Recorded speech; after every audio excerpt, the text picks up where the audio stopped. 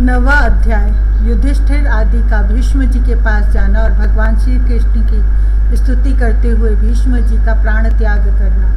सूत जी कहते हैं, इस प्रकार राजा युधिष्ठिर प्रजाद्रोह से भयभीत हो गए।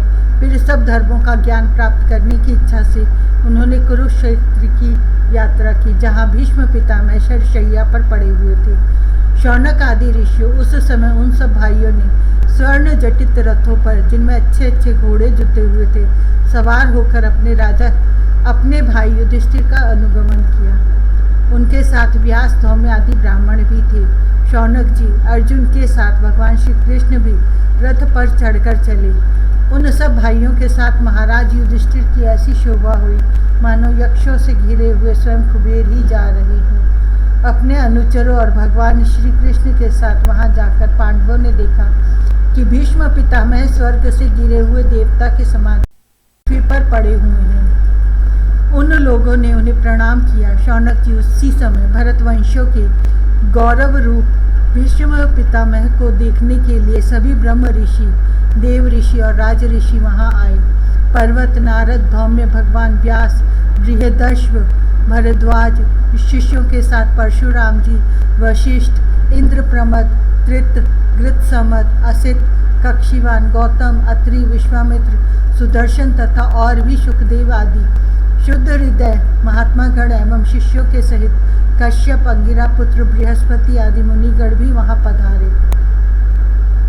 भीष्म पितामह धर्म को और देश काल के विभाग को, कहाँ किस समय क्या करना चाहिए, इस बात को जानते थे। उन्होंने उन बड़भागी ऋषियों को सम्मिलित हुआ देखकर उनका यथा योग्य सत्कार किया। वे भगवान श्री कृष्ण का प्रभाव भी जानते थे, अतः उन्होंने अपनी लीला से मनुष्य का वेश धारण करके वहां बैठे हुए तथा जगदीश्वर के रूप में हृदय में विराजमान भगवान श्री कृष्ण की बाहर और भीतर दोनों जगह पूजा की। पांडव बड़े विनय और प्रेम के साथ भीष्म पितामह के पास बैठ गए। उन्हें देखकर भीष्म पितामह की आंख प्रेम के आंसुओं से भर गई। उन्होंने उनसे कहा, धर्मपुत्रों, हाय हाय, यह बड़े कष्ट और अन्याय की बात है कि तुम लोगों को ब्राह्मण धर्म और भगवान के आश्रित रहने पर भी इतने कष्ट के साथ जीना पड़ा, जिसके तुम कदापि योग्य नहीं थे। अतिरथी पांडु की मृत्यु के समय तुम्हारी अवस्था बहुत छोटी थी। उन दिनों तुम लोगों के लिए कुंती रानी को और साथ साथ तुम्हें भी बार बार बहुत से कष्ट झेलने पड़े। जिस प्रकार बादल वायु के वश में रहते हैं, वैसे ही लोकपालों के सहित सारा संसार काल भगवान के अधीन है। मैं समझता हूँ कि तुम लोगों के जीवन में ये जो अप्रिय घटनाएं घटित हुई हैं, वे सब उन्हीं की लीला है। नहीं तो जहाँ साक्षात धर्मपुत्र राजा युधिष्ठिर हों, गदाधारी भीमसेन और धनुर्धारी अर्जुन रक्षा का काम कर रहे हों, गांडीव धनुष और स्वयं श्री कृष्ण सुहृद हों, भला वहाँ भी विपत्ति की संभावना है। ये काल रूप श्री कृष्ण कभी क्या करना चाहते हैं, इस बात को कभी कोई नहीं जानता।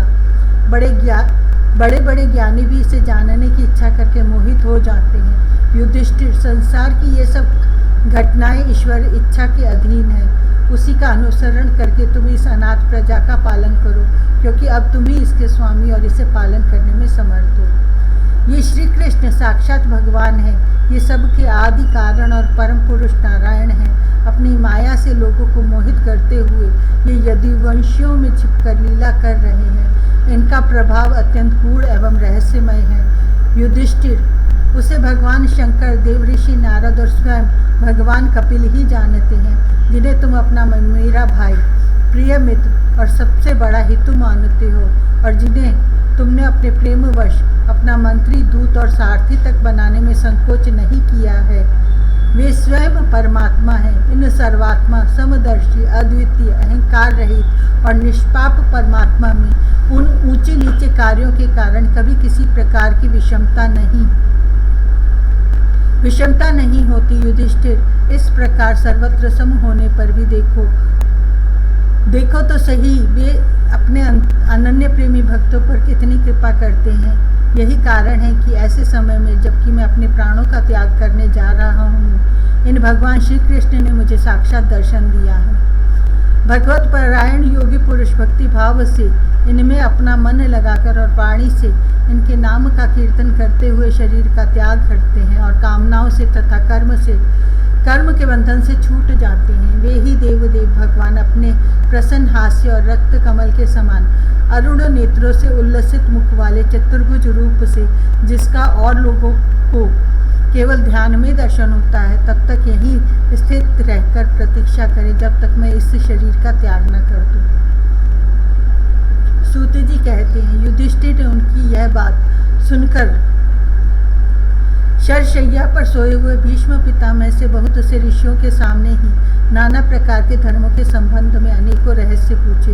तब तत्ववेत्ता भीष्म पितामह ने वर्ण और आश्रम के अनुसार पुरुष के स्वाभाविक धर्म और वैराग्य तथा राग के कारण विभिन्न रूप से बतलाए हुए निवृत्ति और प्रवृत्ति रूप द्विविध धर्म, दान धर्म, राजधर्म, मोक्ष धर्म, स्त्री धर्म और भगवत धर्म, इन सबका अलग अलग संक्षेप और विस्तार से वर्णन किया। शौनक जी इनके साथ ही धर्म, अर्थ, काम और मोक्ष, इन चारों पुरुषार्थों का तथा इनकी प्राप्ति के साधनों का अनेकों उपाख्यान और इतिहास सुनाते हुए विभागशः वर्णन किया। भीष्म पितामह इस प्रकार धर्म का प्रवचन कर ही रहे थे कि वह उत्तरायण का समय आ पहुंचा, जिसे मृत्यु को अपने अधीन रखने वाले भगवत परायण योगी लोग चाहा करते हैं। उस समय हजारों रथियों के नेता भीष्म पितामह ने वाणी का संयम करके मन को सब ओर से हटाकर अपने सामने स्थित आदि पुरुष भगवान श्री कृष्ण में लगा दिया। भगवान श्री कृष्ण के सुंदर चतुर्भुज विग्रह पर उस समय पीताम्बर फहरा रहा था। भीष्म जी की आंखें उसी पर एकटक लग गईं। उनको शस्त्रों की चोट से जो पीड़ा हो रही थी वह तो भगवान के दर्शन मात्र से ही तुरंत दूर हो गई तथा भगवान की विशुद्ध धारणा से उनका जो कुछ अशुभ शेष थे वे सभी नष्ट हो गए। अब शरीर छोड़ने के समय उन्होंने अपनी समस्त इंद्रियों के वृत्ति विलास को रोक दिया और बड़े प्रेम से भगवान की स्तुति की। भीष्म जी ने कहा, अब मृत्यु के समय में अपनी यह बुद्धि जो अनेक प्रकार के साधनों का अनुष्ठान करने से अत्यंत शुद्ध एवं कामना रहित हो गई है, यदुवंश शिरोमणि अनंत भगवान श्री कृष्ण के चरणों में समर्पित करता हूँ, जो सदा सर्वदा अपने आनंदमय स्वरूप में स्थित रहते हुए ही कभी विहार करने की, लीला करने की इच्छा से प्रकृति को स्वीकार कर लेते हैं, जिससे यह सृष्टि परंपरा चलती है। जिनका शरीर त्रिभुवन सुंदर एवं श्याम तमाल के समान सांवला है, जिस पर सूर्य रश्मियों के समान श्रेष्ठ पीताम्बर लहराता रहता है और कमल सदृश मुख पर घुंघराली अलके लटकती रहती हैं, उन अर्जुन सखा श्री कृष्ण में मेरी निष्कपट प्रीति हो। मुझे युद्ध के समय की उनकी वह विलक्षण छवि याद आती है। उनके मुख पर लहराते हुए घुंघराले बाल घोड़ों की टाप की धूल से मटमैले हो गए थे और पसीने की छोटी छोटी बूंदें शोभायमान हो रही थी। मैं अपने तीखे बाणों से उनकी त्वचा को बींध रहा था। उन सुंदर कवच मंडित भगवान श्री कृष्ण के प्रति मेरा शरीर, अंतःकरण और आत्मा समर्पित हो जाए।